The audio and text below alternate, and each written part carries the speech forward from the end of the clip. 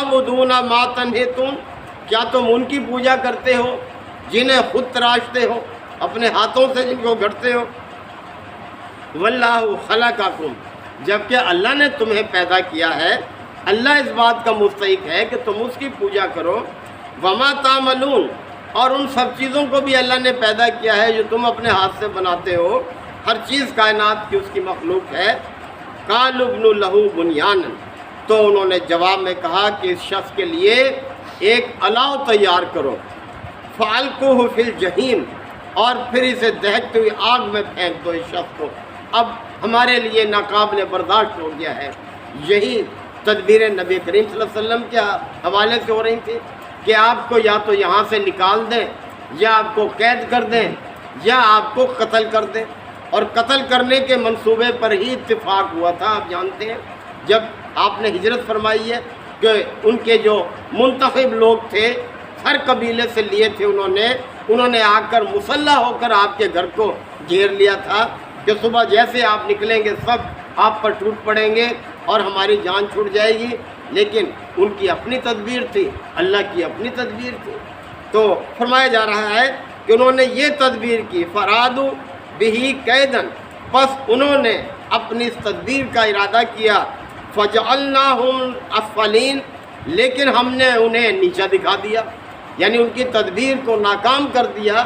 وہی آگ جو انہوں نے جلانے کے لیے تیار کی تھی ابراہیم علیہ السلام کو، اس آگ کو دیکھے ہم نے کس حالت میں بدل دیا۔ یعنی اللہ کی فرما روائی کائنات کی ہر چیز پر ہے، آگ بھی اللہ کے حکم کے تابع ہے۔ وَقَالَ إِنِّي ذَاهِبٌ إِلَىٰ رَبِّي سَيَهْدِينِ، ابراہیم علیہ السلام نے پھر اپنی قوم سے کہا، اچھا میں تو اپنے رب کی طرف جاتا ہوں، وہی میری رہنمائی کرے گا، یعنی تم مجھے برداشت نہیں کرتے تو میں پھر یہاں سے نکل جاتا ہوں، جہاں میرا رب لے جائے گا وہاں میں چلا جاؤں گا، وہی میری رہنمائی کرے گا۔ اور پھر اس کے بعد انہوں نے دعا کی اپنے رب سے، رب ہب لی من الصالحین، اے میرے پروردگار تو مجھے کوئی نیک بیٹا عطا فرما، ایسا بیٹا عطا فرما جو صالحین میں سے ہو۔ یہی ہماری بھی دعا ہونی چاہیے۔ ہم اللہ سے بس یہ تو دعا کرتے ہیں، یا اللہ اس کو بیٹا عطا فرما، لیکن ساتھ یہ بھی دعا ہونی چاہیے کہ نیک اور صالح بیٹا عطا فرما۔ فبشرناہ بغلام حلیم، پس ہم نے اسے بشارت دی، ابراہیم کو خوشخبری دی۔ اللہ تعالیٰ فرما رہے ہیں ایک حلیم لڑکے کی، بردبار لڑکے کی۔ اور دیکھیں ابراہیم کتنے بردبار تھے، یعنی پھر بھی بد دعا نہیں کی اپنی قوم کے لیے، انہوں نے تو آگ میں پھینک دیا۔ اس سے نکلنے کے بعد کہنے کا اچھا بھائی ٹھیک ہے، نہیں برداشت کرتے تو میں چلا جاتا ہوں یہاں سے، میرا رب مجھے جہاں لے جائے گا میں وہاں چلا جاؤں گا۔ اور پھر فلما بلغا معہ السعی، پس جب وہ لڑکا بڑا ہو کر اس کے ساتھ دوڑنے بھاگنے کے قابل ہو گیا، یعنی جب دوڑنے بھاگنے لگا وہ لڑکا، قالا، تو ابراہیم علیہ السلام نے اپنے بیٹے سے کہا، یعنی حضرت اسماعیل علیہ السلام کی بات ہو رہی ہے، یا بنی انی اری فی المنام، اے میرے بیٹے میں نے خواب میں دیکھا ہے، انی اذبحک، کہ میں تجھے ذبح کر رہا ہوں، یعنی اللہ کے راستے میں تجھے قربان کر رہا ہوں۔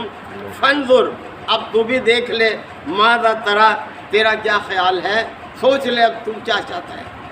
کالا، اب دیکھیں اللہ تعالیٰ سے نیک اولاد کی دعا کی تھی، تو کتنا نیک بیٹا اللہ نے عطا کیا کہ جواب میں بیٹے نے کہا، کالا یا ابت افعل ما تؤمر، اے ابا جان آپ کر ڈالیے جس چیز کا آپ کو حکم دیا گیا ہے۔ جو اب دیکھیں نبی کا جو خواب ہے وہ بھی وحی کی ایک شکل ہوتا ہے، تو لہٰذا یہ اللہ کا ایک حکم تھا یہ خواب۔ تو بیٹے نے کہا کہ ابا جان جو آپ کو حکم ہوا ہے آپ کر گزریے، ستجدونی انشاء اللہ من الصابرین، آپ انشاءاللہ مجھے صبر کرنے والوں میں سے پائیں گے۔ فلما اسلما، پس جب دونوں نے باپ بیٹے نے اپنے رب کے حکم کے آگے سر تسلیم خم کر دیا، یعنی اللہ کے حکم کو قبول کر لیا، وَتَلَّهُ لِلْجَبِينِ، اور ابراہیم نے اپنے بیٹے کو ماتھے کے بل لٹا دیا جب زمین پر، وَنَادَيْنَاهُ، تو پھر ہم نے پکارا ابراہیم کو، اَيْ یا ابراہیم، کہ اے ابراہیم، قد صدقت رؤیا، تو نے اپنا خواب سچا کر دکھایا۔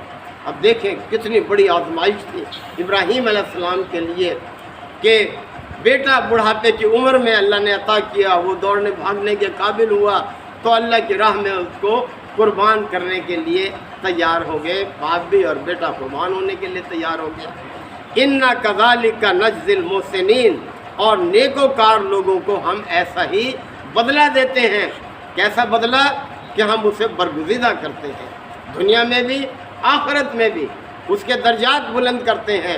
تو آپ دیکھیں کہ ابراہیم علیہ السلام کو اللہ نے کتنا سر بلند کیا، کتنی عزت دی کہ آج بھی دنیا کی اکثریت یعنی 7 ارب کی آبادی میں کوئی 5 ارب کے قریب ہیں، 5 ارب کے قریب وہ لوگ جو ابراہیم علیہ السلام سے اپنی نسبت جوڑتے ہیں، یعنی مسلمان ہیں کوئی 2 ارب کے قریب، اسی طرح سے عیسائی ہیں کوئی 2 ارب کے قریب، اور یہودی ہیں، یعنی یہ سب لوگ ابراہیم علیہ السلام کے ساتھ اپنی نسبت جوڑتے ہیں۔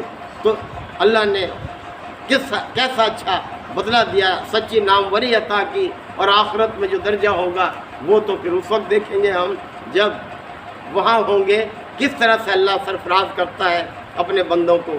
اور پھر اللہ نے ہی فرمایا ان ھذا لہو البلاء المبین، یقیناً یہ ایک واضح آزمائش تھی ابراہیم علیہ السلام کے لیے، اور ابراہیم ہر آزمائش میں پورے اترے۔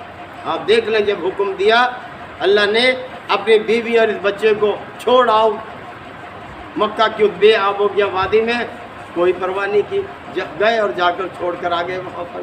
آج دیکھیں وہی جگہ دنیا سے لاکھوں لوگ وہاں اکٹھے ہو گئے ہیں، وہاں آپ یعنی کس طرح سے اس جگہ کو اللہ تعالیٰ نے مرکزیت عطا کی ہے اور وہاں اس جگہ کو برکت دی ہے۔ وہاں ایک نماز پڑھنے کا ثواب، نیک عمل کرنے کا ثواب کتنا زیادہ ہے۔ دیکھیں یہ کیسے پانی کا چشمہ جاری کیا اس وقت ابراہیم علیہ السلام کے بیٹے اسماعیل علیہ السلام کی ایڑیوں سے جاری ہوا۔